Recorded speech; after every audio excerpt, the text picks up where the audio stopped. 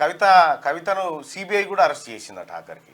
జైలుకి మళ్ళా జైలకే ఈ ఆఫర్ కూడా ఎవరికి ఉండదు.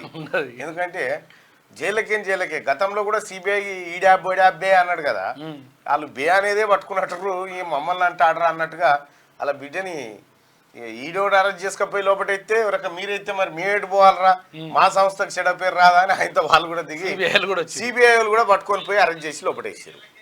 ఇప్పుడు ఈడీ కేసు చెల్లె, ఇప్పుడు ఈడీ కేసులో బెయిల్కు దరఖాస్తు పెట్టుకుందిగా, వీళ్ళు వచ్చినా మళ్ళీ సిబిఐ అట్లే ఉంటుంది.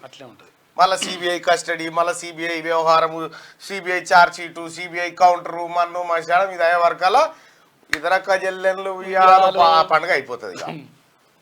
కానీ ఎలక్షన్లో ఏదాకా ఎట్టి పరిస్థితులు రాణిస్తట్లేరు. ఈ ఎలక్షన్ కాదే అన్న, వచ్చే ఎలక్షన్ ఈ ఎలక్షన్ కాదు, ఈ తెలంగాణ 2024 డిసెంబర్ దాకా కూడా నాకు డౌటే, గ్యారంటీ లేదు. ఎందుకంటే ఇప్పుడు వరిసెల ఏం చేస్తారంటే ఇటు అని రాయి చూరుతారు, కానీ రాయితో పాటు వరిసెల కూడా తీసుకొని పోయింది. పోయేసరికి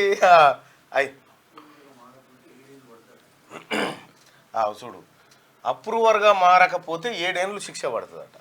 మరి ఇక ఈడీ సిబిఐ వలలో చిక్కడం అంటే తప్పును ఒప్పుకోవాలి, ఇంక ఏం చేసేది ఏం లేదు. ఇక అది వాజివే అది.